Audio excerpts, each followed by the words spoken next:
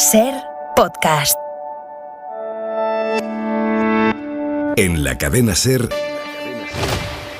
Hora 25. Aimar Bretos.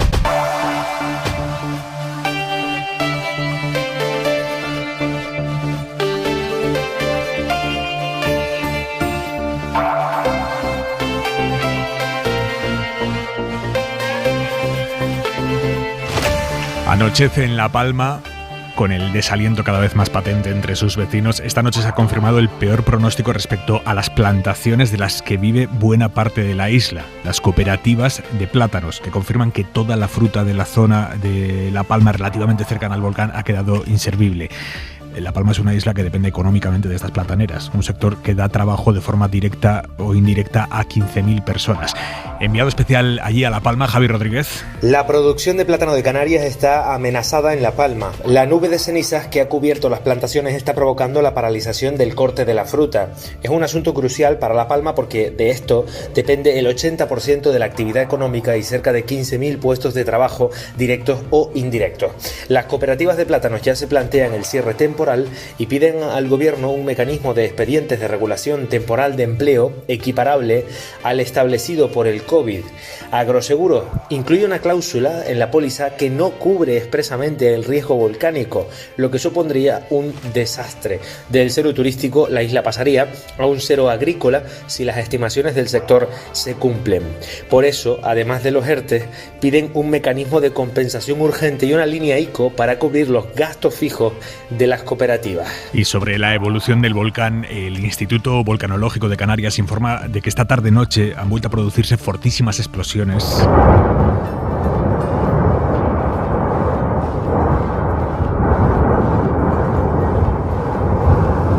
Se va a reunir mañana el gobierno canario en un consejo extraordinario para aprobar soluciones de vivienda para los 6.000 desalojados de sus casas. La lava ha cubierto ya 166 hectáreas de terreno y aunque la colada principal avanza muy despacio, el frente se va ensanchando hasta los 600 metros.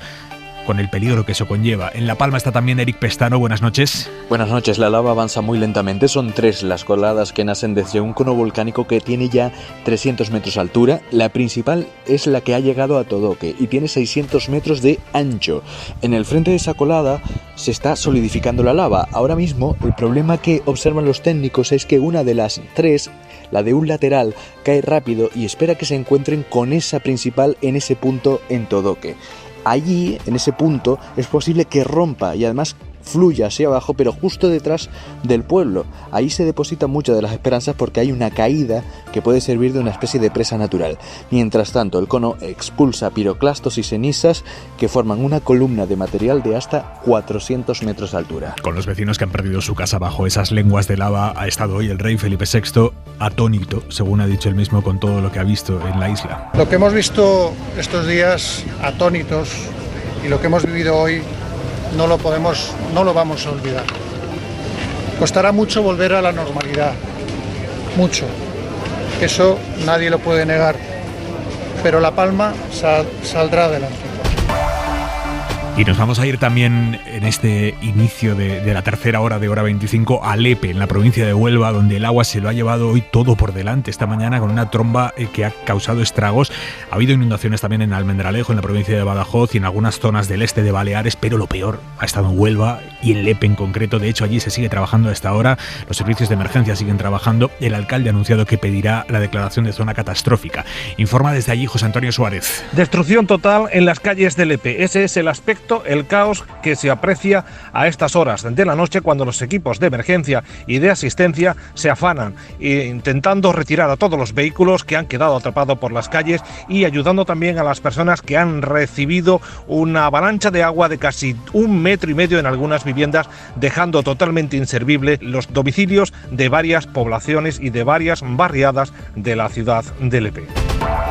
El día en 2 minutos, Marina Fernández. Con encuentros y desencuentros entre los socios de gobierno sobre la regulación de la objeción de conciencia para garantizar el aborto en los hospitales públicos. Ver cómo lo hacemos, yo creo que hay un trabajo por delante y hacerlo de la mano compartida, por supuesto, en el seno del gobierno, como ya lo estamos haciendo, especialmente también de la mano de las asociaciones de mujeres. La ministra Darias del PSOE se ha mostrado abierta hoy a trabajar esta propuesta, pero sobre la ley de vivienda que lleva 7 meses atascadas, hemos sabido hoy que Unidas Podemos va a presentar una ley alternativa junto a otros partidos diferente a la que negocian dentro del gobierno. Esta ley alternativa sí incluye regular los precios del alquiler y prohibir los desahucios. Para resumir, el día en 2 minutos es difícil coger aire, pero casi mejor porque Madrid, pero también Barcelona y Granada cuadruplican los niveles máximos de contaminación compatibles con la salud ahora que la OMS ha actualizado estos umbrales. Son datos de Ecologistas en Acción. El resto de ciudades españolas los duplican. En nuestro equipo, el equipo de Hora 25 no es un problema porque todos tenemos el mismo modelo de teléfono, así que compartimos cargadores, pero la idea de la Comisión Europea es que con uno solo, el que funciona con los Android ahora mismo, se puedan cargar los dispositivos de cualquier marca. Es una iniciativa legislativa, claro, que enfada a algunos fabricantes y que persigue un objetivo de sostenibilidad. Solo los cargadores que tiramos a la basura en Europa cada año pesan 11.000 toneladas. Y ha muerto Aymar, el director Roger Mitchell, al que le debemos una de las comedias románticas por excelencia de varias generaciones. Vivo en Notting Hill y tú en Beverly Hills. Todo el mundo te conoce y mi madre a veces no recuerda ni mi nombre. Eso de la fama no es real. Y no olvides que solo soy una chica delante de un chico pidiendo que la quiera. Pero la fama sí es real, la que desde el estreno de la película tiene ese barrio londinense, Notting Hill, y la que en parte le deben a estos papeles Julia Roberts y Hugh Grant.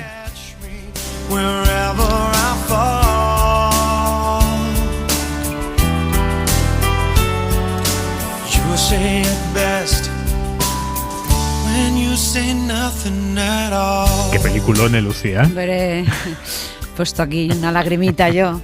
Pero el director es una película histórica, ¿no? Y generacional, además. Lucía Méndez, muy buenas noches. José Antonio Zarzalejos, ¿cómo estás?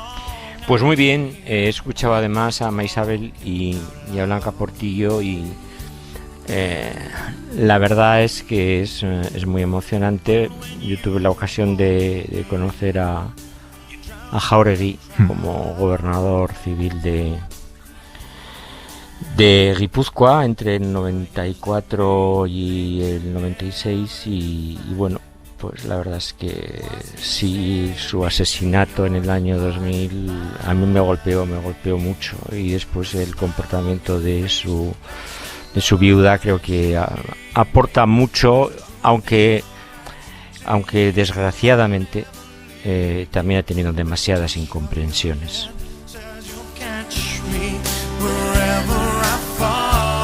Te va a encantar la película, José Antonio, te va a encantar. Lo que pasa es que yo creo que como me conozco también esa historia, no me va a poder sorprender, no me va a sorprender. Jesús Maraña, muy buenas noches. Hola, buenas noches, Aymar. Venga, vamos a abrir ya Hora 25, nos queda saludar a Manuel Javois. Now in Vienna there's 10 pretty women. There's a shoulder where death comes to cry. There's a lobby with 900 windows. There's a tree where the dogs go to die. Y esta noche, Javois, ¿cómo estás? ¿Qué tal? Buenas noches, Aymar. Vienes con la voz de Juan Diego Boto, que ha ganado el Premio Nacional de Teatro por Una noche sin luna, un monólogo en el que el actor se mete en el papel de Federico García Lorca en sus últimos días antes de ser fusilado. Y me hace una enorme ilusión, particularmente por este trabajo y por esta obra, que no solo tiene que ver con el amor a Federico García Lorca, sino con su vigencia, con la sensación de que bueno, hablar de estas cuestiones es quizás más importante hoy que nunca, hablar de los peligros del auge de la extrema derecha es más importante hoy que nunca, y hablar de la libertad de poder ser quien uno quiera ser es más importante hoy que nunca, y bueno, me hace mucha ilusión porque se valore este relato, ¿no? Y este es un reconocimiento a Juan Diego Boto, que hace tal papelón que en el fondo es también un reconocimiento al propio Lorca. Javois, el poeta más universal de España. No había escuchado estas palabras de Juan Diego Boto. Tienen que ver también la obra con el amor a España. un asunto delicadísimo por parte de quienes se supone que no la quieren y que sin embargo con el tiempo se demuestra que probablemente la hayan querido mucho más o mucho mejor que otros. Uno de los problemas de esta obra de teatro, de salir de verla, es que cuando te encuentras en la calle no sabes decir exactamente qué te ha parecido. Es muy complicado verbalizarlo, porque en cierto modo descubres que Lorca y Juan te han convertido a ti también en un protagonista relevante de todo lo que se cuenta. Te han interpelado. Y el nuevo Premio Nacional de Teatro hace con Lorca lo que el tiempo ha hecho de alguna manera con España: poner la mirada atrás para tratar de alguna forma de enderezar mejor, enderezado ya está, enderezar mejor el presente. No reescribirla, sino reinterpretarla, de tal modo que uno descubre que hay discursos de Lorca que no sabe si son de esta época o de la anterior, y con eso se juega en la obra, y discursos contra Lorca a los que le pasa exactamente lo mismo. Es una obra impresionante, es impresionante de verdad, y ahora que va a salir de gira es conveniente decirlo. Y quien se haya acercado a Juan Diego Botto sabrá que además del actor superclase que hoy se reconoce con este premio, es un tipo que se merece todo lo bueno que le pasa y todo lo bueno que le vaya a pasar. This waltz with its very own breath of brandy and death. Javois, hasta mañana, un beso. Un beso, Aymar, chao, hasta mañana.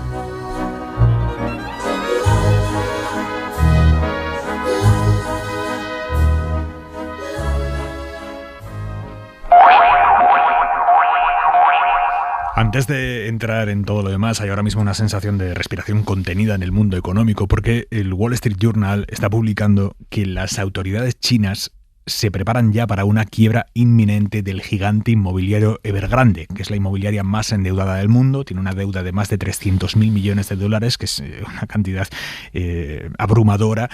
Y aunque una hipotética caída de este gigante no tendría en principio unos efectos tan brutales en los mercados financieros internacionales como lo que vimos al inicio de la crisis de 2008, repiten todos los economistas que este tipo de sacudidas pues son impredecibles.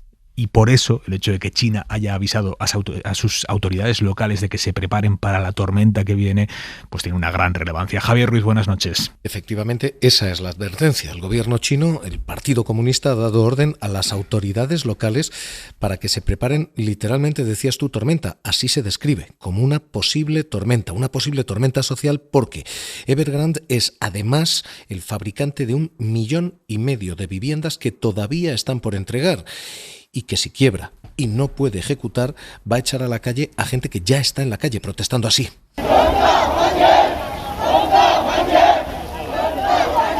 Así que ahora mismo la orden es contener internamente la protesta social, pero ese puede ser solo el primer movimiento del dominó, el de la inestabilidad social. Hay otro, y es el de la economía entera. Evergrande es probablemente la mayor inmobiliaria del planeta. Allí el mercado inmobiliario es el 7% de la economía en cifras oficiales, el 29% en cifras reales. Así que si se para lo inmobiliario, se puede parar China. Y si se para China, empezamos a tener el problema que tú decías. ¿Cómo afecta esto al resto del mundo? Si se nos para la locomotora, podemos tener un problema, y pueden tener un problema nombres como UBS, como HSBC, como Ashmore, que son los que han prestado a ese gigante, a esa gran compañía. Así que ahora mismo, Aymar, tenemos la respiración contenida y cortada. A ver si se cae la pieza y a ver si rueda el dominó. Y hay otro asunto económico, Ruiz, muy relevante de esta tarde, pero además este ya en España, que además tiene derivada política, y es que el Congreso ha obligado a AENA, que es la sociedad público-privada que gestiona los aeropuertos, el Congreso ha obligado a AENA a rebajarles los alquileres que les cobra a las tiendas de los aeropuertos. Y esto es un pulso económico que viene de lejos, que está de hecho judicializado. Los comercios de los aeropuertos dicen: ha caído a plomo el número de pasajeros con la pandemia, yo no puedo seguir pagando lo mismo de alquiler que cuando por aquí pasaban 5 veces más pasajeros, porque me arruino. Entonces hoy el Congreso ha obligado a AENA a bajar mucho esos alquileres. Y ojo, porque eso es dinero que no va a ingresar una sociedad en parte privada, sí, pero que en un 51% es de todos nosotros, a través del Estado. Y lo que es muy llamativo, Ruiz, es quién se va a embolsar esos descuentos. Claro, porque hoy el Congreso lo que dice es, no, esto es para ayudar a las pymes que no pueden pagar esos precios del alquiler. Pymes hay, pero son la excepción. los grandes alquiladores de las tiendas de los aeropuertos son fondos de inversión. De hecho, Dufry, el duty free que todos vemos y conocemos cuando entramos en el aeropuerto, es el que se va a beneficiar del 54% de esta medida. Áreas se va a beneficiar de otro 15% y SSP de un 6%. ¿Quién está detrás de esto? Está un holding que se llama Advent, está Qatar, está Fidelity, está Pi Partners, así que lo que hoy el Congreso ha hecho aprobando esto y votando así. Proyecto de ley por la que se modifica la Ley 16/1987 de 30 de julio de ordenación de los transportes terrestres. Es decir que va a ayudar a las pymes, pero en realidad lo que hemos conseguido es detraer ingresos públicos y dárselos a Qatar Holding, a Fidelity y a Pi Partners, a fondos buitre, por valor de casi 600 millones de euros que se van a llevar. Había jolgorio hoy en el Congreso y había un sí. De diputados que decían que querían ayudar a las pymes y que probablemente no sepan quién se va a llevar todo este dinero. Insisto, 75% de lo que se benefician multinacionales y fondos de inversión. Gran trabajo hoy en el Congreso, que todavía no sabemos de verdad cómo justifica esto. Probablemente igual ni saben quién estaba detrás. Ruiz, gracias, buenas noches. Un abrazo. Bueno, en el Congreso se va a librar una de las próximas batallas o batallitas, o ya veremos qué es, entre socios de gobierno, porque esta tarde se ha hecho más profunda la división, el pulso, lo que sea que esté pasando entre los socios del Ejecutivo, PSOE y Unidas Podemos, a unos días de tener que aprobar los presupuestos. Ya no es solo lo que les contamos ayer, que Unidas Podemos exija aprobar ya un mínimo del 15% en el impuesto de sociedades, mientras el PSOE pide retrasar cualquier cambio fiscal hasta conocer el informe que Hacienda encargó a un grupo de sabios sobre este asunto. Ahora también entra en escena la controvertida ley de vivienda, controvertida porque genera controversia profunda entre los dos socios de gobierno. Desde los tiempos de Ábalos se viene negociando entre PSOE y Unidas Podemos, sobre todo cómo regular los alquileres para hacerlos ya no asequibles, sino factibles en aquellos puntos de España donde alquilar ahora es una gesta. Pues bien, han pasado 7 meses de negociaciones de esa ley de vivienda sin frutos. Unidas Podemos dice esto tiene que aclararse sí o sí antes de los presupuestos. Y ojo, porque esta tarde, en un nuevo gesto de presión, Podemos se ha comprometido a registrar en el Congreso ya la semana que viene una ley de vivienda distinta a la que se está negociando dentro del gobierno. Es la ley que proponen los llamados sindicatos de inquilinos, que son los activistas por una vivienda asequible, y Podemos, junto a varios socios parlamentarios minoritarios del gobierno, se han comprometido esta tarde a registrar esa ley la semana que viene, pasando por encima o por la izquierda o por lo que sea de la ley que se está negociando dentro del gobierno.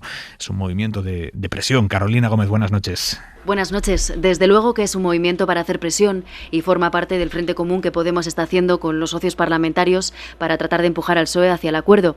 La iniciativa la han traído a la Cámara el Sindicato de Inquilinos, la PA, Comisiones Obreras y también UGT, los dos sindicatos. Los grupos con los que se han reunido, Podemos, Bildu, Esquerra, Más País, la CUP, PDeCAT y Nueva Canarias. Todos ellos han avalado el texto y han decidido por unanimidad que lo van a registrar tal cual en el Congreso de los Diputados, probablemente el próximo jueves 30 de septiembre. Así que en la foto van a estar todos los socios del PSOE salvo el PNV. Esa ley que han elaborado asociaciones y sindicatos, por tanto, va a llegar antes al Congreso que la ley de vivienda que están negociando PSOE y Podemos y que lleva atascada desde el mes de marzo. Podemos ha llevado este asunto a la mesa de la negociación de los presupuestos generales, no como una línea roja, dicen, pero sí defendiendo que es un compromiso que está en el acuerdo de gobierno y que debería cumplirse antes de pactar unos nuevos presupuestos. Algunos en Podemos no creen que vaya a ser posible lograr un acuerdo con el PSOE sobre la ley de vivienda antes de que se presente ese borrador de presupuestos, pero confían en la presión que puedan ejercer otros socios como Bildu o Esquerra durante la tramitación parlamentaria. Se empieza a tensar la negociación presupuestaria entre socios. El presidente del gobierno sigue diciendo que su intención es presentar los presupuestos en tiempo y forma, pero Maraña, eso pasaría por llevarlos al Consejo de Ministros el martes que viene y ahora mismo nadie tiene ninguna certeza de que eso vaya a poder ser así por estas noticias que vamos recibiendo. Claro, a ver, la discrepancia sobre cómo ejecutar el acuerdo previo de gobierno de la coalición, PSOE Unidas Podemos, viene marcando en toda la legislatura una de las mayores brechas entre los dos socios, ¿no? Y es evidente que no está resuelta. Que eso se esté utilizando como herramienta de presión para, bueno, pues para conseguir otros objetivos en lo que queda de legislatura o de cara a la negociación inmediata, que es la de los presupuestos de 2022, es perfectamente factible, ¿no?, que sea así.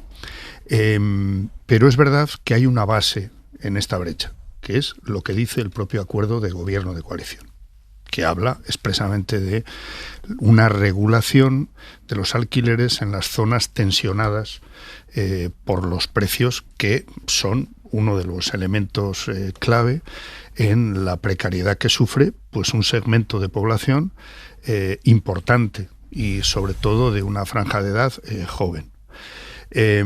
No hay, que yo sepa, una receta clara para resolver esto desde el punto de vista práctico. Es decir, ha habido regulaciones en distintas ciudades y países, sobre todo ciudades de carácter municipal, desde Berlín a Nueva York, de manera que yo, cuando escucho el argumento de que eso es intervenir en el libre mercado y es algo de carácter, digamos, colectivista o socialcomunista, bueno, pues no creo que haya sospechas de que los ayuntamientos de Nueva York o de Berlín o de París tengan esa deriva, ¿no?, o ese carácter.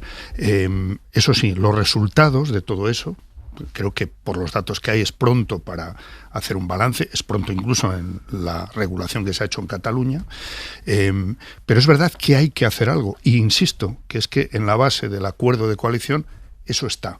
¿Cómo se ejecuta? No hubo posibilidad de resolverlo con Ábalos y está pendiente de resolver con la actual sucesora de Ábalos.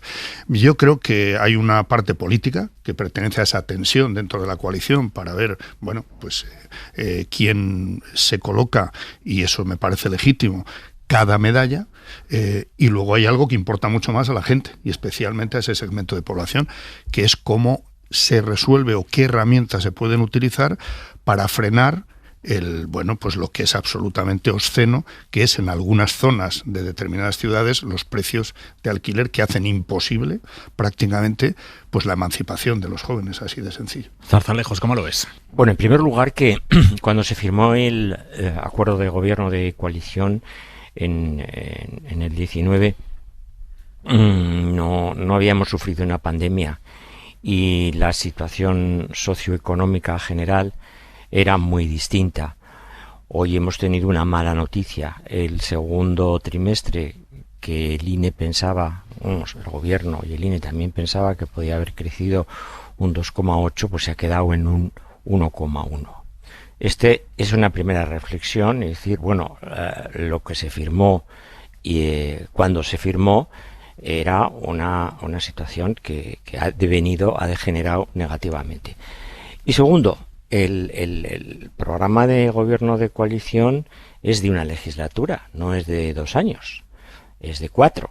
Es decir, yo lo que veo es que el gobierno, la parte socialista del gobierno, tiene una voluntad de ir a una ley de vivienda que establezca, digamos, unos límites a determinados alquileres, cosa que ha ocurrido ya en otros países. Está valorando cómo eso influye sobre la oferta inmobiliaria. Está, por lo que a mí me han referido personas que están trabajando en esto, están también calculando lo que puede influir sobre las nuevas construcciones residenciales, y quieren dar un paso además que sea constitucional, es decir, que no haya tacha constitucional, y eso lleva un tiempo. A mí me da la sensación de que esta premura con la que Unidas Podemos y otros aliados del gobierno, que a veces parece que no lo son, tienen que ver con la presión sobre los presupuestos. Porque no debería, y el gobierno, mejor dicho, el presidente del gobierno y la ministra de Hacienda ha dicho con un criterio bastante sensato, desde mi punto de vista, que una cosa son los presupuestos y otra cosa es la ley de vivienda, que lo que no vale es ponerle al presidente del gobierno y al PSOE encima de la mesa en este momento. Son todas las cuestiones a cambio de los presupuestos o para presionar sobre los presupuestos. Por lo tanto, que esto lo haga Unidas Podemos se inscribe dentro de una dinámica que hace, muy dudoso darle un horizonte a fin de legislatura a este gobierno de coalición, porque las cosas no vienen bien dadas, vienen mal dadas. Y claro, si ya estamos esta brecha no es brecha, es abierta disidencia, es prácticamente colisión abierta de criterios, es plantear un proyecto de una proposición de ley frente a un posible proyecto del gobierno como tal, pues aquí se está jugando de una manera que yo califico de desleal. Lucía. Sí, yo coincido bastante con lo que acaba de decir José Antonio. A mí me parece que un gobierno de un país no puede o no debe, o es una... En fin, a mí me parece, lo he dicho alguna vez que me parece algo excéntrico, ¿no? Funcionar en un choque continuo según el cual chocan las posiciones de los ministros de Unidas Podemos con los ministros del Partido Socialista y al final de lo que se decida uno gana y otro pierde dentro del mismo gobierno que, bueno, yo quiero recordar, ya se sabe que aquí pues hay en este momento hay una escasa consideración y respeto del funcionamiento de las instituciones del Estado. En este momento las cúpulas de los partidos políticos no dan gran consideración a este tema, al respeto institucional. Quiero recordar que el Gobierno es un órgano colegiado según las leyes, no es una asamblea de facultad, no es un consejo de administración, no es una reunión de altos funcionarios, es decir, es un órgano colegiado, ejecutivo y que toma decisiones.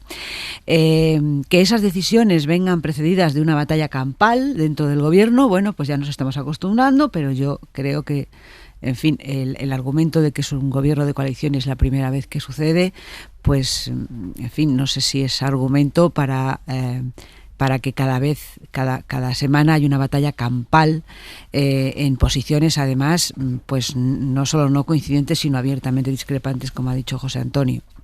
Yo creo que hay cosas que se pueden, digamos, que desde el punto de vista de la comunicación, que es lo que le preocupa a Unidas Podemos, puede vender como suyas. Creo que sobre el salario mínimo, al final, pues hubo un acuerdo, porque aunque se oponía la vicepresidenta económica, se opuso a que él se subiera en verano, ahora se subirá un poco más tarde, no es todo lo que se sube. En fin, yo creo que ahí se puede llegar a un acuerdo. Pero es verdad que hay dos temas sustancialmente, que es el tema de los alquileres, de la vivienda, y que es el tema de la reforma laboral, que son temas que o sí o no o sí, es decir, ahí no hay término medio.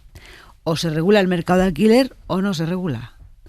O se deroga los aspectos más lesivos que dice el acuerdo de la reforma laboral o no se derogan. Y ahí quiero recordar también que el problema del gobierno no lo tiene con la oposición y con que le llamen comunista y tal, que esto ya, pues, ¿qué más da, no? No tiene relevancia, lo tiene dentro del propio gobierno. Es la propia vicepresidenta en materia económica la que no quiere regular los alquileres, lo ha dicho abiertamente y públicamente, y la que no quiere derogar la reforma laboral. A mí como a Jesús, y creo que mucha más gente, incluso al margen de la ideología que tengas, me parece un auténtico escándalo y una cosa completamente impropia de un país como el nuestro, el tema de los alquileres. Me parece una cosa indecente que la juventud no se puede ir de casa porque no puede alquilar un piso en las grandes ciudades. Me parece que los precios de la vivienda rozan la usura. O sea, me parece todo, o sea, en el fondo yo estoy completamente de acuerdo con que eso hay que resolverlo. Pero otra cosa distinta es que entiendo y sé y me consta que dentro del gobierno quien no quiere de ninguna manera intervenir en ese mercado es la vicepresidenta, y ahí, claro, Unidas Podemos pues va a tener un problema porque, claro, o admiten lo que están pidiendo o se demostrará que en ese sentido no son útiles ahí para estar en el gobierno, ¿no? Bueno, esta última parte que comenta Lucía me parece fundamental, porque el problema en todo caso, el problema mayor lo tendrán con el electorado. Sí, eso porque claro, el asunto de la vivienda no es un capricho político, no es una ocurrencia espontánea para diferenciar a un partido de otro dentro de la coalición. Yo insisto en que está en el acuerdo básico. Y ahí sí no termino de entender esas diferencias que se hacen respecto al momento en que se firmó y ahora, ¿verdad? Porque, a ver, hoy mismo hemos vivido en el Congreso y después de ese jarro de agua fría muy complejo y muy sorprendente de la corrección sobre el crecimiento del PIB que hizo el INE, pero hoy la vicepresidenta económica ha insistido en el Congreso en que el rebote que se está viviendo y la recuperación que se prevé pues es un crecimiento del PIB a final de año del 6,5%. Que es verdad que está en línea también con algunas de las proyecciones que hacen también instituciones internacionales. El crecimiento del PIB cuando se firmó ese acuerdo era del 2,1%. Fue del 2,1 en 2019. Los precios de los alquileres, yo no tengo a mano el dato, pero el problema de los alquileres sigue estando aquí. Te oigo resoplar, Zarzalejos. Es más.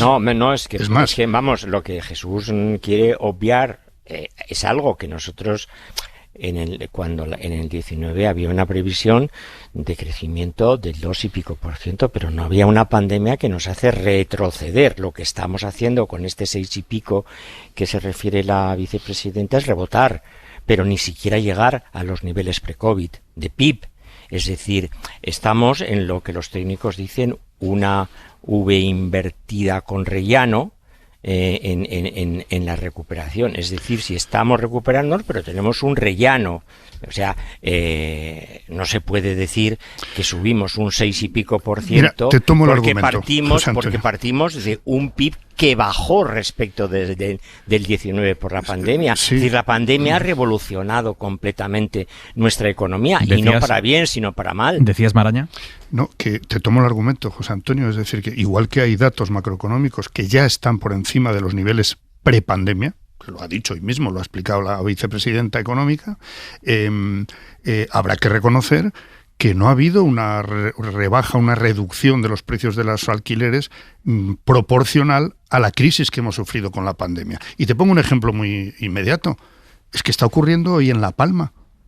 Es decir, es que las necesidades de vivienda que ahora mismo hay para los afectados por la erupción de La Palma se van a tener que resolver ofreciendo posibilidades alternativas de vivienda fuera de La Palma, en otras islas, porque hay un porcentaje de vivienda ocupada por los fondos que tienen viviendas turísticas y que están en su derecho de hacer lo que están haciendo. Sí, pero copadas las listas de espera para sus alquileres. Y eso, José Antonio, que es decir, admitiendo toda la tensión política y la utilización que se pueda hacer de esto, lo que sí quiero insistir es que es una necesidad evidente que los partidos que forman el gobierno de coalición creo que tienen la obligación de afrontar y resolver. Sí, no tengo ninguna objeción sobre esto. En relación con lo que dices de Palma, hay una cosa que es muy importante, que la gente tiene que saberlo y que además va a dar muchos problemas. La inmensa mayoría de las casas que están siendo destruidas, que ya vamos por 4 centenarios, no están registradas. Y la inmensa mayoría de las que están registradas no tienen seguros. Es decir, la acción inmobiliaria que va a tener que tener la iniciativa ¿merece pública, regulación o no, José Antonio? Claro que merece regulación, pero la regulación no será de ¿no? alquiler, sino que será probablemente de vivienda oficial. Es decir, no tanto de alquiler privado, también.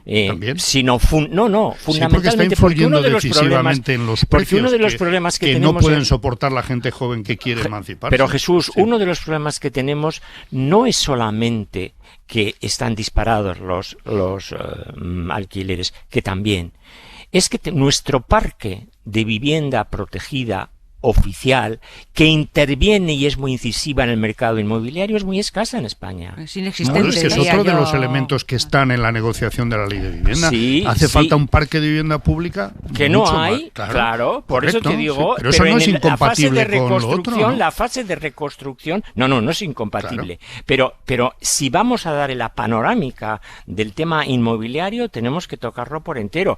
¿Por qué? Porque los fondos europeos pueden incidir sobre la construcción o sobre el desarrollo inmobiliario en España En la vertiente pública, de iniciativa pública. Ya, pero entonces, José Antonio, si me permites, yo lo que quiero decir es que cada vez que sale de una manera pues, como guadiana, ¿no? De vez en cuando asoma esta brecha, esta divergencia y esta tensión en la coalición. Cada vez que se plantea el tema de habría que regular de alguna manera los precios de los alquileres, lo que se produce es una respuesta inmediata de ¿a dónde van estos? Imposible. No, hombre, y no, lo que digo no, es hombre, que el tema es complejo, pero hay que abordar distintos Hombre, elementos, claro, incluido el de la vivienda pública, para de una vez por todas intentar que no ocurra lo que está ocurriendo, que es que ese ejemplo que pones de La Palma en propiedad y en alquileres es perfectamente relevante para tenerlo en cuenta. Lucía. No digamos en las grandes capitales. Es que yo creo que la cuestión de la vivienda en España no se soluciona con la regulación del mercado de alquiler, lo digo de verdad. No exclusivamente. Aquí hay una especulación bestial del suelo.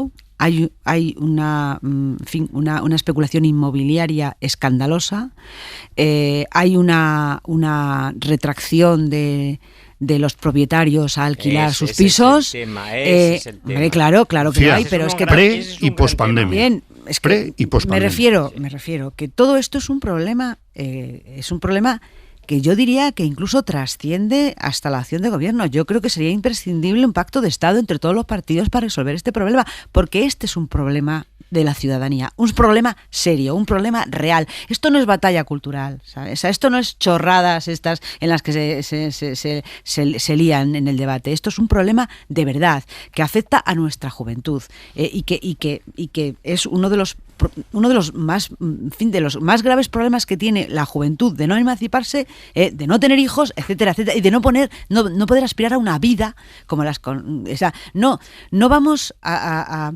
porque claro, esto se sustancia en esta tontería de la batalla cultural de que si el nostalgia del pasado, del futuro, esto por favor, o sea, lo que hay que hacer es exigir a la política que dé soluciones a los problemas reales. Pero también es preocupante, Lucía, que cada vez que hay un problema de fondo que hay que abordar, habría que tener un pacto de Estado. Pues si no es posible un pacto de Estado, quien gobierna tiene que intentar políticas útiles, Jesús, para afrontarlo. Es que a esto hemos llegado después de sucesivos gobiernos de distinto signo político. El hecho de que no haya vivienda pública en España, que sea irrisoria el número de vivienda pública en comparación con otros países europeos, esto no es de ahora, ni es de este gobierno ni del anterior. Esto es pero de es que ha habido comunidades de 20 que incluso años. la que tenían la han vendido a fondos. Efectivamente. Es que hay que decirlo, me refiero que ha habido gobiernos de mucho signo que no han resuelto este problema y que no han construido vivienda pública, que no han liberado suelo para construir vivienda. ¿Por qué?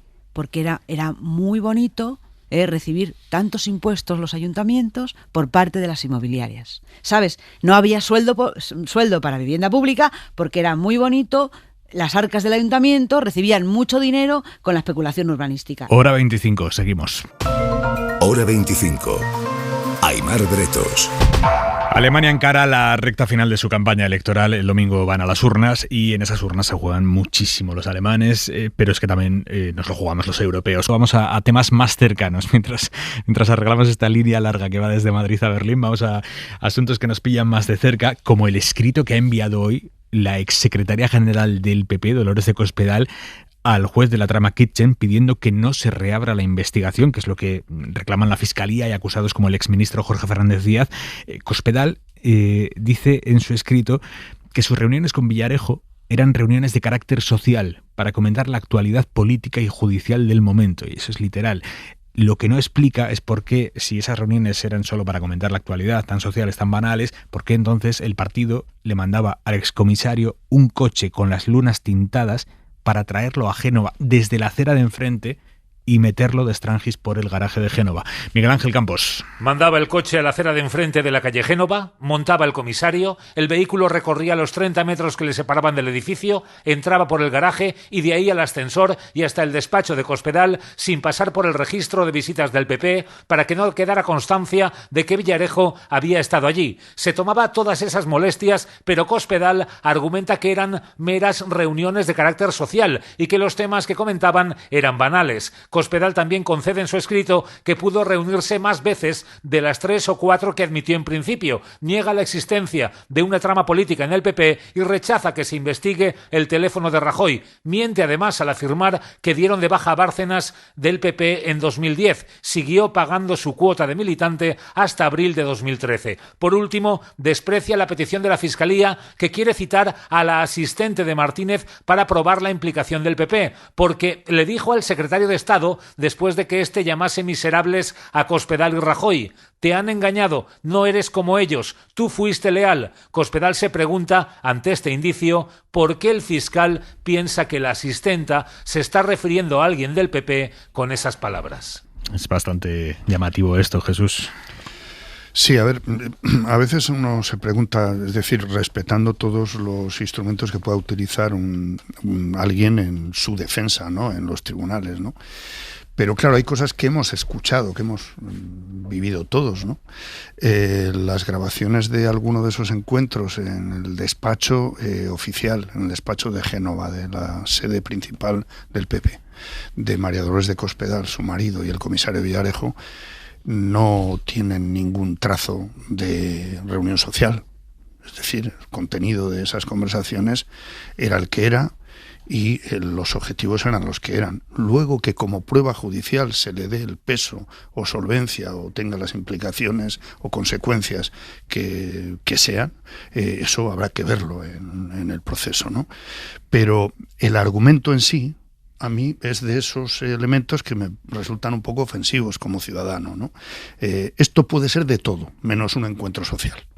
Es decir, usted puede decir, pues estaba exclusivamente intentando no sé qué, en defensa del partido, de la imagen del partido, de lo que fuera.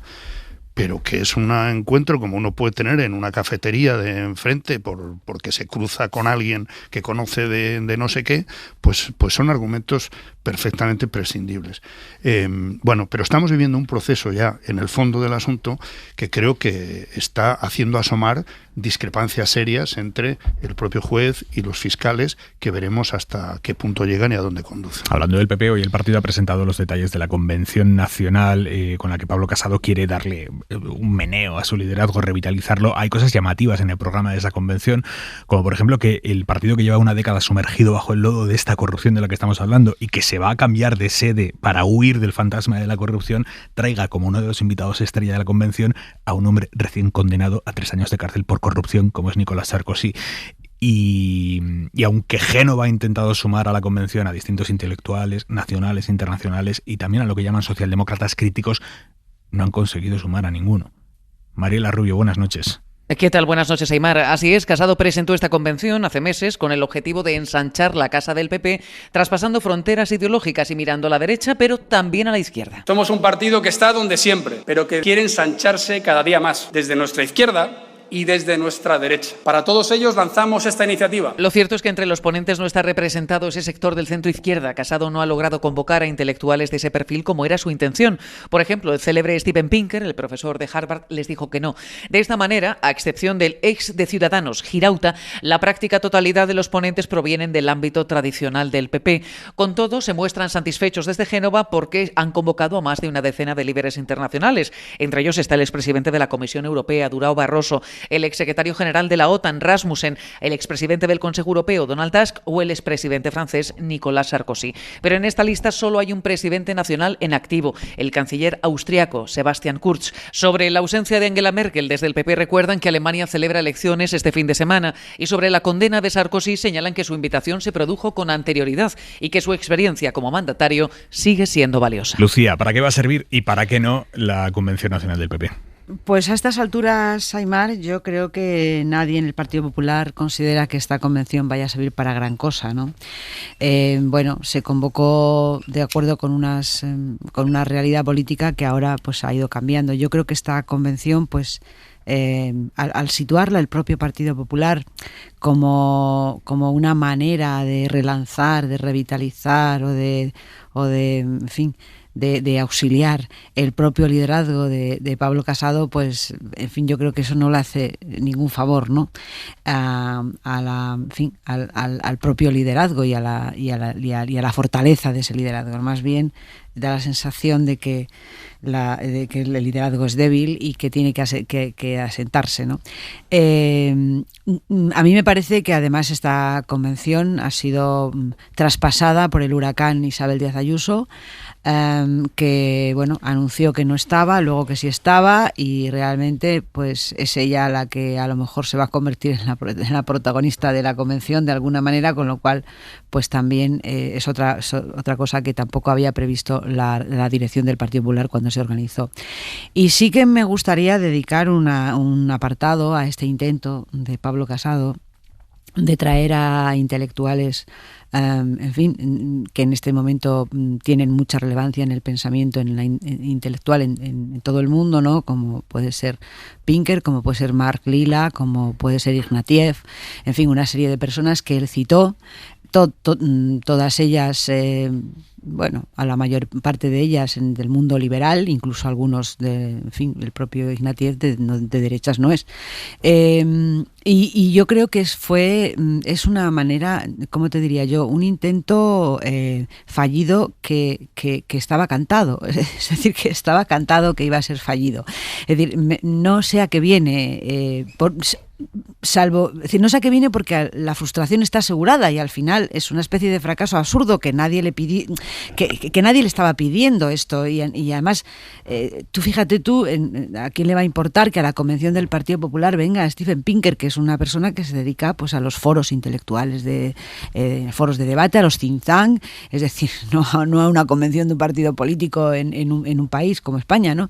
Es decir, que yo creo que este intento es más bien un intento de darle una especie de barniz, una especie de épica, una especie de grandeza que era innecesario, que era innecesario esto, porque una convención del PP es lo que es. Tenemos noticia de última hora.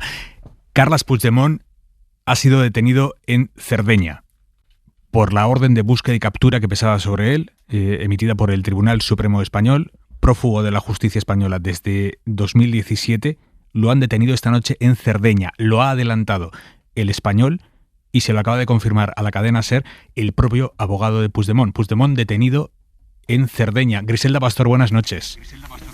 Hola, muy buenas noches. Puigdemont está detenido en Cerdeña, sí, como tú dices, acabamos de hablar con su abogado, con Boye, que acaba de confirmarnos esta detención. La versión del abogado de Puigdemont es que están trabajando porque el Tribunal de Luxemburgo les había garantizado que de fuentes españolas esa orden no iba a ser aplicada y por tanto esa inmunidad que como eurodiputados perdieron no tenía importancia en su vida política porque no iban a ser detenidos. En plenas gestiones estaba el abogado, no hemos podido grabarle, solo sí confirmar que Puigdemont se encuentra detenido, se encuentra en Cerdeña y que en este momento no hay más información que esta. Esto es lo que sabemos hasta ahora. Puigdemont se había trasladado a Cerdeña para participar en algún tipo de evento en el Apple International Adi Folk y ha sido detenido allí por los Carabinieri, Griselda. Exactamente, ha sido detenido después de participar en este acto. Y tenemos poca información más, aparte de poder confirmar esa detención, confirmar que está en contacto con sus abogados. Evidentemente en su entorno hay un enorme revuelo porque a estas alturas creo no esperaban que esa orden de detención europea iba a activarse y iba a entrar en vigor. Este es el caso. Sabéis que mantuvieron la inmunidad durante mucho tiempo, que la perdieron este año, que presentaron recurso ante el Tribunal de Luxemburgo, que en un primer momento les devolvió temporalmente esta inmunidad mientras estudiaba su caso y que finalmente se la retiró de forma definitiva, argumentando que no la necesitaban, puesto que esa orden de búsqueda y captura no estaba siendo activada. ¿Te consta, Griselda, si es la primera vez que Puigdemont salía de Bélgica, más allá de ir a Estrasburgo, si salía de Bélgica después de haber perdido esta inmunidad? Yo creo que en el momento en el que la perdieron estaban en Francia, en un acto político en el sur de Francia, y estaban allí físicamente, es decir, que perdieron la inmunidad y estaban fuera de Bélgica. Eso no ocasionó en aquel momento ningún problema, al margen del viaje a Estrasburgo para poder asistir a la sesión plenaria. Después no soy consciente de otros temas en su agenda. Eso no soy capaz de deciros en este momento. Venga, Grisela, vamos a seguir investigando y mientras tanto nosotros nos quedamos aquí con las consecuencias incalculables en este momento políticas que puede tener esta detención. Zarzalejos, Puigdemont detenido 4 años después de haberse fugado de la justicia española. Sí, pero ha cometido por su parte una terrible imprudencia, porque como decía Griselda, había perdido la inmunidad. El Parlamento Europeo votó el suplicatorio para que se pudiera someter al juicio de doble incriminación en los tribunales, los tribunales belgas. Lo que pasa es que está cursada una orden internacional dentro del acuerdo marco de cooperación judicial europea que se firmó en el año 2000 y, lógicamente, un país que se ha adherido a ese acuerdo marco y que... Dame un segundo. No, un segundo, termino en un segundo. Sí, de Zarzalejos. No, trataba de decir que la detención tiene la lógica del acuerdo. ¿Qué puede ocurrir ahora? Bueno, eso ya no lo sé, pero por ejemplo, por lo que he pedido en el chat rápidamente en esto, es que el juez de Arena pida una orden de detención y de devolución a España, no ya a los tribunales belgas, sino a los tribunales italianos. Pero en todo caso, esta es una grave imprudencia por parte de Puigdemont, que como Comín y como Clara Ponsatí había perdido la inmunidad. Lucía. Bueno, parece que está en el aeropuerto retenido por los Carabinieri, ¿no? Digo que vamos a ver lo que pasa. Yo cuando he pensado en las consecuencias que la posible detención, siguiendo la orden realmente lo que supondría es que tendría que ser devuelto a España, ¿no? Es decir, eso yo creo que tendría unas consecuencias políticas en este momento en el asunto de Cataluña, tal y como está el asunto de Cataluña en este momento, que claramente haría del señor Puigdemont un auténtico mártir y desde luego sería un giro de 180 grados en este momento en lo que está pasando en la mesa de negociación, en relación con el apaciguamiento que teóricamente y que en la práctica es así, el gobierno ha conseguido en el asunto de Cataluña, en la inflamación del soberanismo y del independentismo. Yo creo que eso ahora está mucho más tranquilo y que si el señor Puigdemont le ha dado por aparecer en escena, no digamos nada, si le trasladan a España y le meten en la cárcel, que lógicamente es lo que sucedería, pues me parece que sería una desestabilización grandísima en el asunto de Cataluña y creo que sería malo para todos, para España, para Cataluña, para el gobierno y para Cataluña y para todos. Y claro, me parece que, yo tengo mis sospechas, porque claro, que el señor Puigdemont haya decidido salir precisamente ahora, cuando se le ha retirado la inmunidad, y que sea precisamente cuando, en el momento de mayor debilidad del señor Puigdemont desde el punto de vista político de los últimos 4 años, bueno, pues, en fin, ahí lo dejo. ¿Y si quiere venir? Por eso te estoy diciendo, José Antonio, que puede, que puede tratarse de una actuación suya para venir y convertirse otra vez en el protagonista, teniendo en cuenta que ha perdido ese protagonismo y que ahora mismo el protagonismo lo tiene Esquerra y lo tiene el diálogo. Y él, como se sabe muy bien, no es partidario ni de esa mesa ni del diálogo. Eso puede querer tensionar otra vez el asunto de Cataluña. Digo como hipótesis, y teniendo en cuenta que no conocemos todavía exactamente los detalles, ni sabemos si le han detenido definitivamente, si le van a enviar o si le van a poner en Claro, libertad. no sabemos. Maraña. Claro, yo creo que es pronto para ver qué posibilidades se desarrollan a partir de esta retención o detención, ¿no?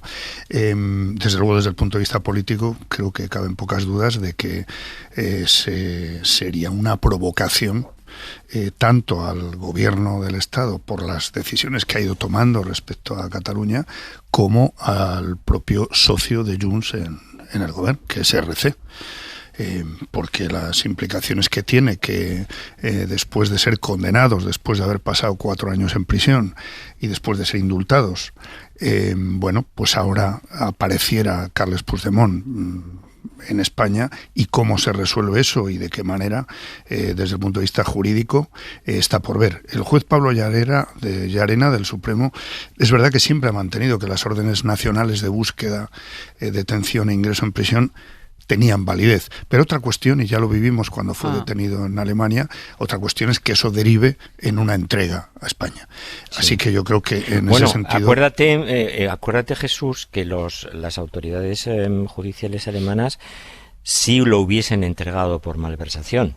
Claro. No por rebelión, pero lo que pasa es que Llarena dijo, no, si no lo entregan por la petición completa, no lo aceptamos. Pero los alemanes estimaron que dentro de los 30 delitos que automáticamente la euroorden prevé, estaba la malversación como un delito de corrupción, y por eso sí lo hubiesen devuelto. Lo que pasa es que Llarena dijo que no. Veríamos a ver si aquí se produjese una situación similar en Italia, si la justicia española lo admitiría, aceptaría esa entrega, pero solo por unos determinados delitos y no por otros. Es decir, yo creo que se abre un panorama jurídicamente complejo, pero hay una cosa que sí es importante. Hay que afrontar todas las consecuencias de que Puigdemont pueda venir a España y deba responder ante la justicia.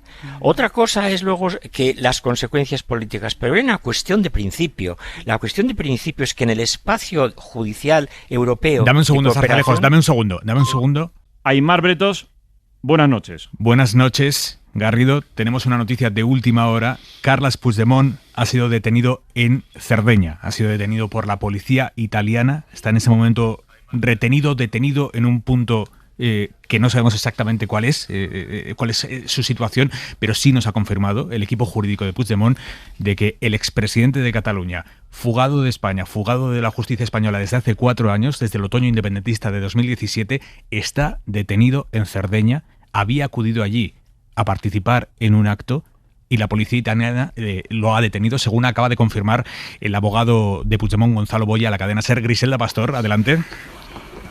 Pues exactamente, muy buenas noches. Carles Puigdemont se encuentra detenido en Cerdeña, en Italia, en estos momentos, pendiente de las gestiones que están realizando sus abogados, detenido en aplicación de la orden europea de busca y captura, una orden que hasta hoy no se había aplicado en ninguna ocasión. Carles Puigdemont perdió la inmunidad este año por voto en el Parlamento Europeo, voto que recurrió ante el Tribunal de Luxemburgo, tribunal que inicialmente paralizó esta suspensión, pero que finalmente decidió que se cumpliera la decisión del Parlamento, dando por hecho que en este momento la euroorden no estaba en activo. Pero es la euroorden la que se le ha aplicado, se encuentra detenido, hay muy poca información al margen de la confirmación que a la cadena SER acaba de realizar su propio equipo jurídico, pendiente de ver cómo evolucionan estas gestiones. Se acaban de incorporar a Hora 25 los oyentes de Carrusel Deportivo y estábamos comentando, Griselda, hace unos minutos en Ser Más, que no es la primera vez que Puigdemont salía de Bélgica habiendo perdido ya esa inmunidad. De hecho, en el momento en el que la perdió, él estaba en Francia, pero es ahora cuando al entrar a Cerdeña, al entrar a Italia, se le detiene.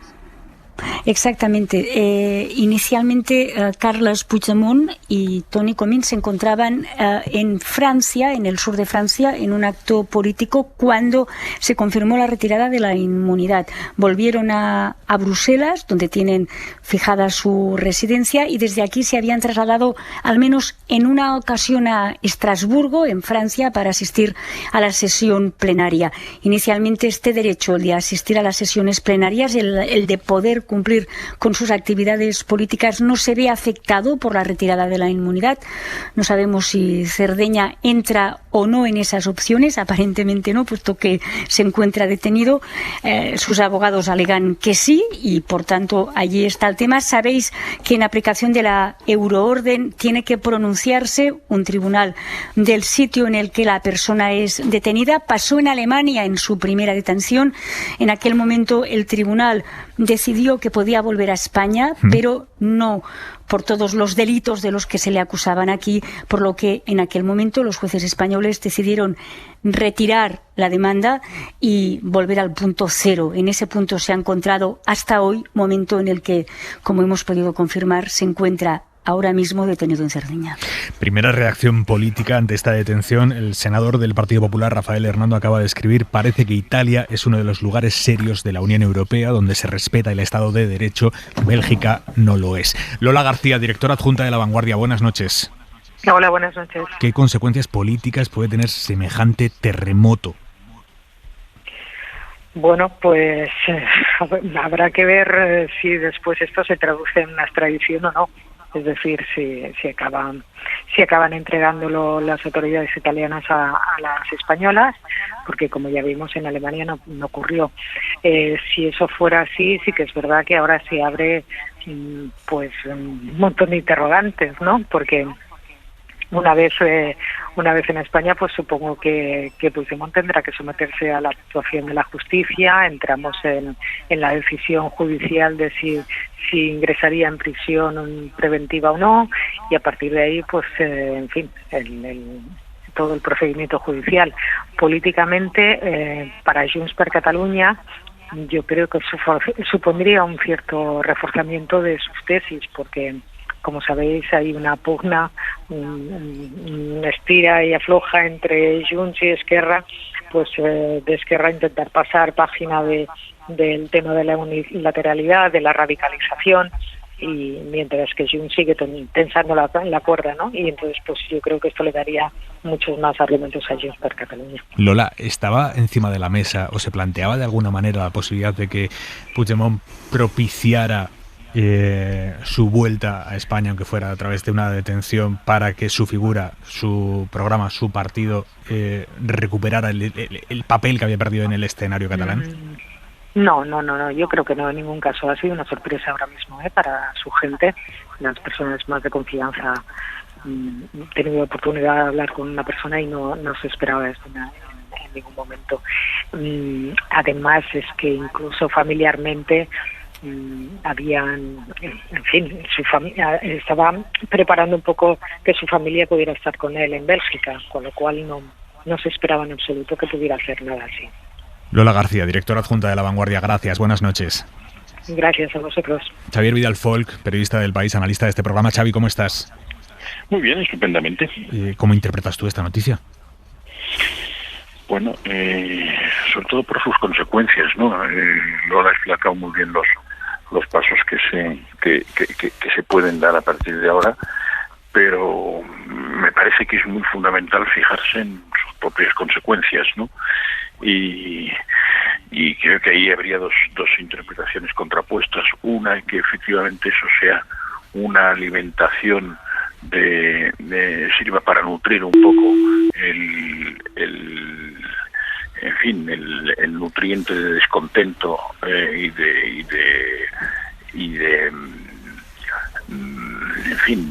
del no a todo que está sosteniendo Junts con un éxito relativo respecto al pragmatismo que está demostrando Esquerra, que está cayendo un poco mejor, me parece a mí, dentro de la población y sobre todo dentro de la población independentista, o que sea al final de un espejismo. Es decir, la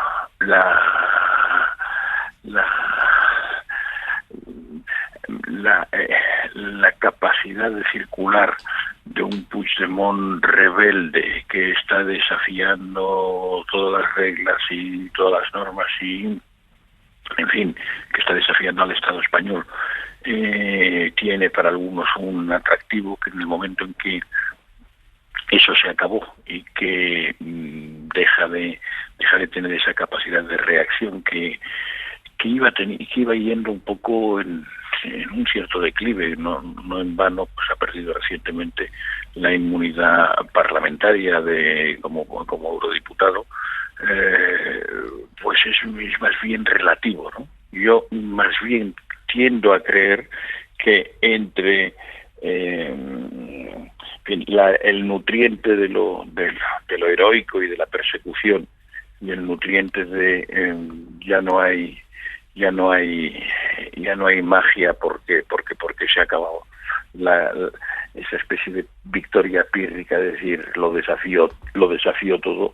Más bien me inclino por creer que eso será así, sobre todo porque no hay un momento en el sector del independentismo catalán, en el sector independentista de la población que esté para muchos entusiasmos, como se demostró en la reciente diada, ¿no? Xavi, no te vayas, por favor, te voy a pedir que te quedes ahí a la espera, pero puedo hablar ya con nuestra compañera de Radio Barcelona, Mónica Peinado. Mónica, buenas noches, bona nit. ¿Qué tal? Bona nit. Primera reacción de Junts per Catalunya a la detención de su gran líder, de Puigdemont. Detención esta noche en Cerdeña. Carles Puigdemont. Bueno, pues desde Junts per Catalunya nos dicen que desconocen exactamente por qué lo han detenido. Nos trasladan que está tranquilo, que ya está con uno de sus abogados y ahora mismo otro de sus abogados en Twitter, Josep Costa, ha explicado que la detención va a durar máximo unas horas y añade: la vergüenza de España quedará para la historia. Esta es la reacción de Junts por una parte, que nos cuentan que Carles Puigdemont está tranquilo en el aeropuerto acompañado de uno de sus abogados, y después esta reacción de otro de los abogados de Puigdemont, en este caso en las redes sociales. Por lo tanto, por lo que nos dices, lo que maneja el entorno de Puigdemont es que esta sea una retención más que una detención, que puede durar unas horas. Que puede durar unas horas. Se mueven un poco en este escenario porque nos dicen que no saben exactamente a qué responde, por qué las autoridades italianas lo han detenido. Albert Sáez, director del Periódico de Cataluña. Buenas noches, bona nit, Albert. ¿Puedo hablar con Albert Sáez? No tenemos esa llamada. Xavi, ¿hasta qué punto esto puede reventar la mesa de diálogo y la negociación presupuestaria? Porque estamos en un momento muy delicado, con los presupuestos a punto de llegar al Congreso, con el gobierno necesitado de los votos, ya no de Junts per Catalunya, que también su intención era intentar negociar con Junts, con PDeCAT, pero sobre todo de Esquerra. ¿Hasta qué punto esto puede dificultar absolutamente todo a partir de ahora? La verdad es que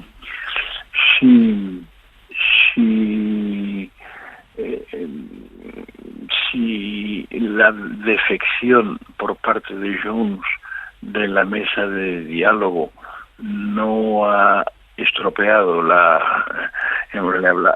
habrá dotado de menos fuerza, sobre todo a la parte del independentismo catalán en esa mesa de diálogo, pero no la ha impedido. No sé hasta qué punto una circunstancia como esta puede hacerlo. Vamos a ver, lo que ha sucedido exactamente con eso, con la defección de Junts de la mesa de diálogo, es muy ilustrativo de algo que a mí me parece esencial.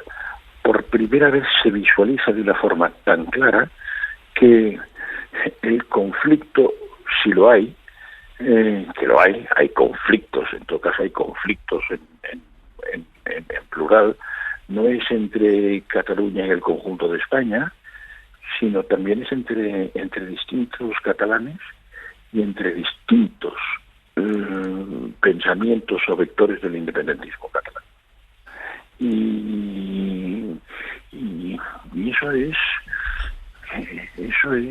de una profundidad tremenda, porque atenta un poco al mismo supuesto de que había un bloque monolítico, había un solo pueblo, un solo popla, y sí, habrá un solo pueblo catalán, pero como el pueblo español, como el pueblo corso o el pueblo, portugués, hay muy distintas tendencias dentro de ellas. Es decir, esta especie de idea de la unanimidad, como decía Pierre Vilar, el historiador, el unanimismo, ¿no? El sueño del unanimismo, es una especie de neologismo, ¿no? Pues se ha demostrado que no era así. Entonces, para aterrizar un poco, digamos, sobre este caldo de cultivo, tienen los de Esquerra, bien, tendrán que quedar bien, tendrán que, en fin, no podrán aplaudir, desde luego, pero no tienen ningún entusiasmo, no hay ningún entusiasmo, y no es fácil. Es decir, ¿qué quiere decir una vergüenza de España? Uno que es una detención, pues Córcega no es España, que yo sepa de momento, ¿no? Xavi, déjame, no se ha producido la detención en España, ¿no? Déjame que te despida porque es una noche trepidante de información. Un abrazo, Xavi. Hasta luego. Y quiero que nos vayamos al Supremo, porque hemos hablado con la Sala Penal del Tribunal Supremo para saber qué pasos vienen a partir de ahora. Pedro Jiménez, buenas noches. ¿Qué tal, Aymar? Buenas noches.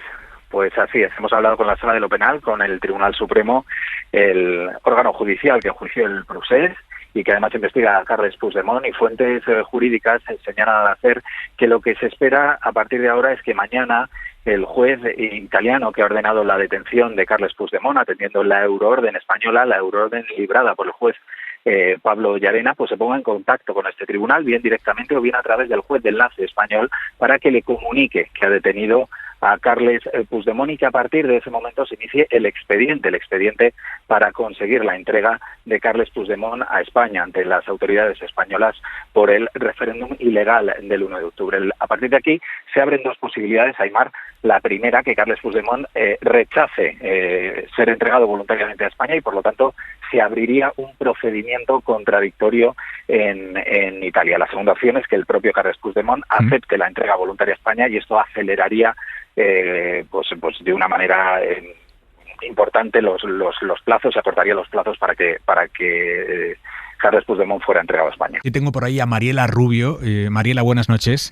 ¿Qué tal? Buenas noches. Es la periodista de la cadena SER que cubre la información del Partido Popular. Primera reacción, Mariela, del líder del PP, Pablo Casado. Efectivamente, Pablo Casado acaba de publicar un mensaje en las redes sociales, un mensaje que dice lo siguiente: Puigdemont debe ser juzgado en España por su golpe a la legalidad constitucional y Sánchez debe comprometerse, dice el líder del PP, a respetar la sentencia de la justicia sin indultos a cambio de permanecer en el poder. Esto es lo que dice el líder del Partido Popular. La de Ciudadanos acaba de escribir, Inés Arrimadas: a la espera de conocer los detalles, la detención de Carles Puigdemont es una buena noticia para todos los demócratas. Espero que pueda ser trasladado a España y responder por sus acciones. Nadie debe tener impunidad ni estar por encima de la ley. De momento, estas son las reacciones políticas, porque en el gobierno y en los partidos que forman el gobierno hay silencio absoluto. Nieves Goicoechea, buenas noches.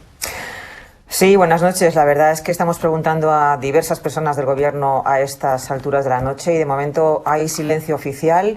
Todavía no se ha decidido por parte del Ejecutivo si va a haber algún tipo de declaración. Lo que sí podemos recordar es que el presidente del Gobierno ha repetido en muchas ocasiones que Puigdemont tiene que comparecer ante la justicia, debe dar cuenta ante la justicia, y también lo recordó toda esta parte antes del verano, cuando el Gobierno concedió los indultos. Ahora, como habéis comentado, esta situación ocurre justo cuando la mesa de diálogo ya se constituyó, ya se ha reunido en Barcelona la última vez, y cuando el Gobierno está enfocando este proceso hacia un diálogo constructivo con Cataluña. También ocurre en plena negociación de los presupuestos generales del Estado, que va a ser aprobado el anteproyecto en el Consejo de Ministros de finales de mes o principios de octubre, como ha dicho el presidente del Gobierno, y es una negociación muy delicada en la que Esquerra, por supuesto, tiene un papel importante, porque sus votos son importantes, son necesarios para que salgan las cuentas del Estado. Noche muy, muy intensa, noche informativa en la que estamos todos desplegando nuestras antenas, nuestras tomas de tierra, nuestras fuentes,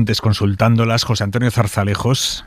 Sí, yo acabo de hablar con un magistrado de la Sala Segunda y su criterio es el siguiente: no es una detención, es una retención, se produce en el aeropuerto y es porque al estar en una orden en el espacio Schengen, el nombre de Carles Puigdemont ha saltado la alerta y se ha producido esa retención por los carabineros italianos, que por lo tanto todo lo que en este momento se está avanzando es bastante gratuito, porque en este momento ni la propia sala tiene un criterio formado sobre lo que está pasando, porque no ha habido tiempo material y que por lo tanto no seamos hiperbólicos en el planteamiento de lo que esto puede ser, que puede ser simplemente una alarma y una retención, y que en las próximas horas se le puede dejar que vuelva a Bélgica, o por el contrario, efectivamente, comunicar al magistrado instructor de la causa, Llarena, que pasa a ser detenido a la espera de recibir una reclamación conforme a la euroorden, es decir, de detención y de entrega, y que por lo tanto se produzca en Italia un proceso para la extradición aquí, que además tardaría, salvo que el propio Puigdemont quiera entregarse, pero todo eso son absolutamente hipótesis. La hipótesis que maneja en este momento la Sala Segunda es que esto es una retención por alerta del sistema informático establecido por seguridad por el sistema Schengen, y que no es propiamente una detención judicial. Como todos los escenarios están abiertos y de momento estamos trabajando sobre hipótesis, vamos a intentar buscar las distintas claves que podamos ir recopilando a lo largo de la noche. Albert Sáez, director del Periódico de Cataluña, creo que esta vez sí. Albert, bona nit. Hola, buenas noches. ¿Qué claves manejáis vosotros de este auténtico seísmo informativo que veremos qué consecuencias tiene la detención de Puigdemont en Italia? La detención, retención o lo que se termine confirmando que sea. En este momento lo único que sabemos es que los Carabinieri lo han detenido a su llegada a Cerdeña. Sí, como explicabais ahora, lo que hay es bastante confusión. Nos dicen de su entorno que está asistido por un abogado italiano y que ellos también desconocen cuál es la naturaleza de esta retención y por qué causa se ha producido y qué consecuencias puede tener, ¿no? Por lo tanto, yo creo que habrá que esperar a ver cuál es finalmente el motivo que alega la policía italiana, y también, como decíais ahora, pues cuál es la respuesta que dé el instructor del caso. Del entorno de Puigdemont, ¿qué os llega, Albert? Bueno, una cierta sorpresa, bastante tranquilidad, no parecían especialmente preocupados ni nerviosos. Sí que nos han comunicado que estaba con un abogado italiano y que por tanto estaban, desde su punto de vista, la primera impresión que tenían, pero tampoco lo afirmaban de una manera rotunda, pero ellos confiaban en que en unas horas estuviera liberado. Albert Sáez, director del periódico, muchísimas gracias, buenas noches. Gracias a vosotros. Os leo lo que acaba de escribir hace unos segundos el abogado de Puigdemont, Gonzalo Boye. Dice: el presidente Puigdemont ha sido detenido a su llegada a Cerdeña, donde acudía como eurodiputado. Esta detención es en función de la euroorden del 14 de octubre de 2019 que, por imperativo legal, según establece el Estatuto del Tribunal de Justicia de la Unión Europea, se encuentra suspendida. España informó al Tribunal General, y así se recoge en la resolución del 30 de julio pasado, que ningún país ejecutaría una orden de estas características. En la misma resolución, el vicepresidente del tribunal indicó que, de ser necesario, se solicitase una nueva medida cautelarísima. Jesús, ¿qué te sugiere todo lo que estamos contando?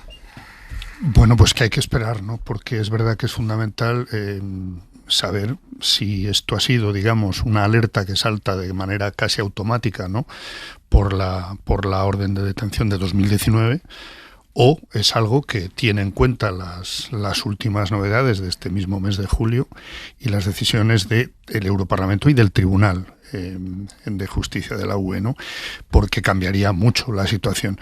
Por lo demás, no parece, teniendo en cuenta lo que está escribiendo el propio abogado de Puigdemont, que haya en este acto alguna voluntariedad para una entrega no, no parece, ¿no? Es decir, que en eso ya tenemos algunos datos para pensar que sea lo que sea, no es por voluntad de Puigdemont, ¿no?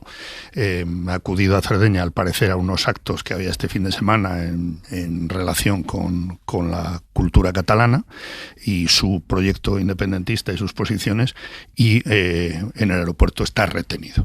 Bueno, yo creo que a partir de ahí todas las consecuencias que tenga esto es que varían por completo si termina volviendo a Bélgica y es puesto en libertad en ese sentido, o se inicia todo el proceso que apuntaba antes José Antonio, que tendría que seguir en ese sentido en Italia, en los tribunales italianos, y veríamos si las consecuencias son las que se produjeron en su día en Bélgica, las de Alemania, o pueden producirse unas consecuencias diferentes. Déjame que te aporte algo, que ponga encima de la mesa algo que da la medida de lo que podría pasar en caso de que se iniciara todo ese proceso. Esquerra Republicana acaba de escribir: la represión del Estado no se detiene, solo hay un camino, amnistía y autodeterminación. Todo el apoyo, presidente.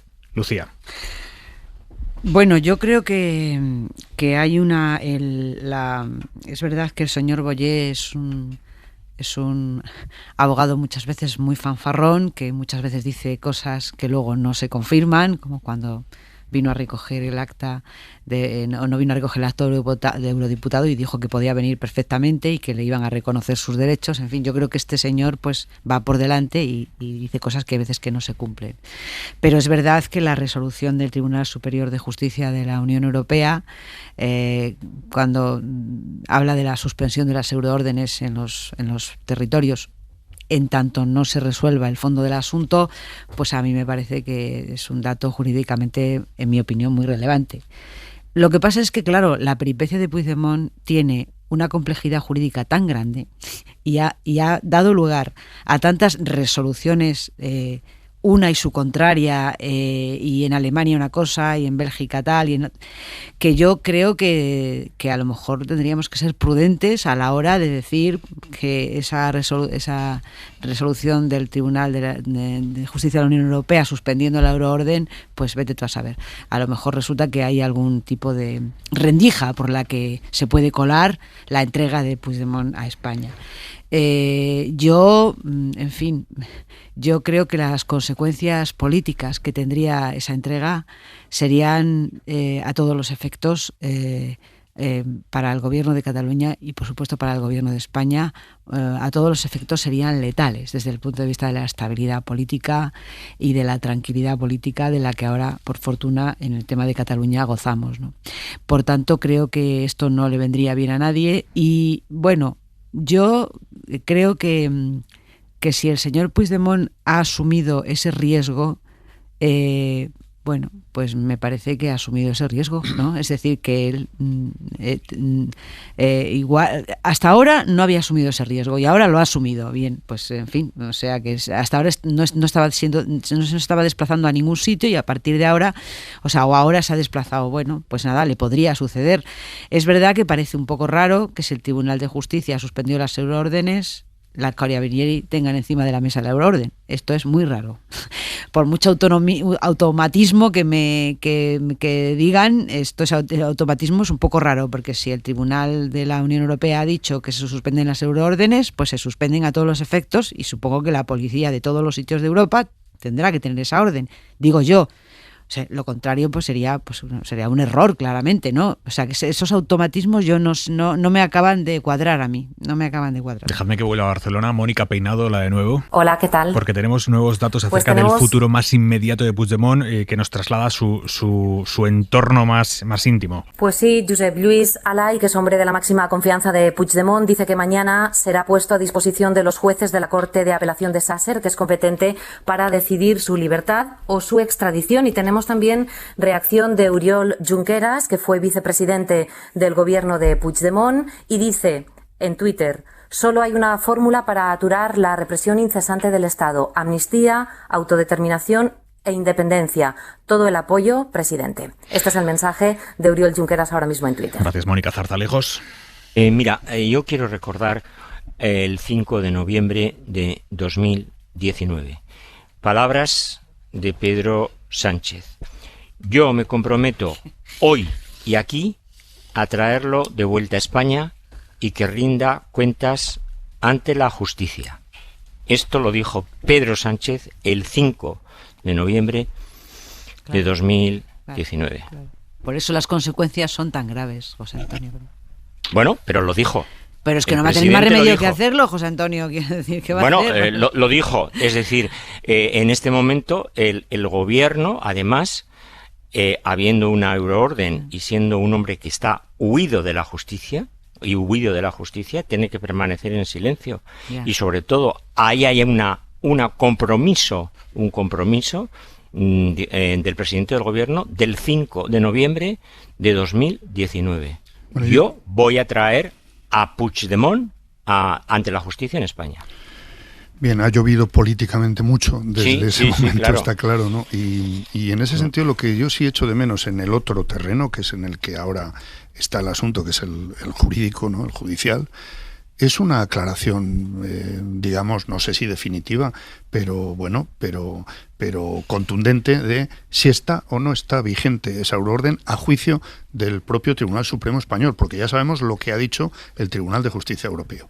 Pero si eso sigue saltando, digamos, sea automático o no sea automático, será por algo, y de alguna manera habría que clarificar para que tampoco se haga utilización política de cada momento, de cada susto, de cada aviso, sea en manos de unos abogados o de los propios personajes. Bueno, pues creo que sí merecería la pena que en eso se dijera claramente, esto ahora mismo está vigente, no está vigente o está pendiente de tal cosa. Pues precisamente déjame que vuelva al Supremo, Pedro Jiménez, porque sigues hablando con distintos magistrados. ¿Qué te dicen? ¿Qué novedades te aportan? ¿Qué tal, Aimar? Buenas noches. Pues los magistrados de la Sala de lo Penal del Supremo, que hemos consultado aquí en la SER, no contemplan un escenario distinto del de que Carles Puigdemont haya sido detenido atendiendo a la euroorden librada por el juez Pablo Llarena, que nos cuentan sigue vigente. A partir de este momento lo que esperan ellos mañana son las comunicaciones oportunas por parte de las autoridades judiciales italianas, por parte del juzgado que haya ordenado esta detención para poner en marcha, iniciar el expediente, ¿no? Lo que contábamos hace unos minutos, el expediente para conseguir la entrega de Carles Puigdemont a España por el referéndum ilegal del 1 de octubre. Hay dos posibilidades, nos insisten. La primera, que Carles Puigdemont acepte la entrega voluntariamente, lo cual acortaría los plazos. La segunda, que se niegue y que se abra un procedimiento contradictorio en Italia, como ocurrió en Bélgica, y bueno, pues de resultado y desconocido e incierto, porque dependerá de las pruebas tanto del Estado español como de la defensa de Carles Puigdemont. Veremos qué consecuencias tiene esto a medida que vayamos conociendo más detalles de exactamente cuál es la situación de Puigdemont ahora mismo en Italia, si está detenido o está retenido, pero veremos qué consecuencias va a tener esto a todos los niveles, incluido dentro del gobierno. Primera reacción de Unidas Podemos, Jaume Asens, que es el presidente del grupo parlamentario, acaba de escribir: la detención de Carles Puigdemont es incomprensible, se basa en una orden de detención judicial suspendida. A mí me parece que esto es una detención ilegal. Lo dice el socio del gobierno de coalición. Esta es la noticia de esta hora. Dani Garrido, buenas noches. Muy bien, Aimar, buenas noches. Con el expresidente catalán Carles Puigdemont, sobre quien pesa esa orden internacional de captura por parte del Tribunal Supremo, detenido o retenido al menos esta noche en Cerdeña por las autoridades italianas. Una noticia muy importante, suficientemente importante como para si hay cualquier novedad, evidentemente, a Aimar y al resto del equipo aquí estaremos en Carrusel. Gracias, Aimar. Hasta luego, Dani. Suscríbete a Hora 25. Todos los episodios y contenidos adicionales en la app de Cadena SER y en nuestros canales de Apple Podcast, Spotify, iVoox, Google Podcast y YouTube. Escúchanos en directo en la SER de lunes a viernes a las 8 de la tarde. Cadena SER. La radio.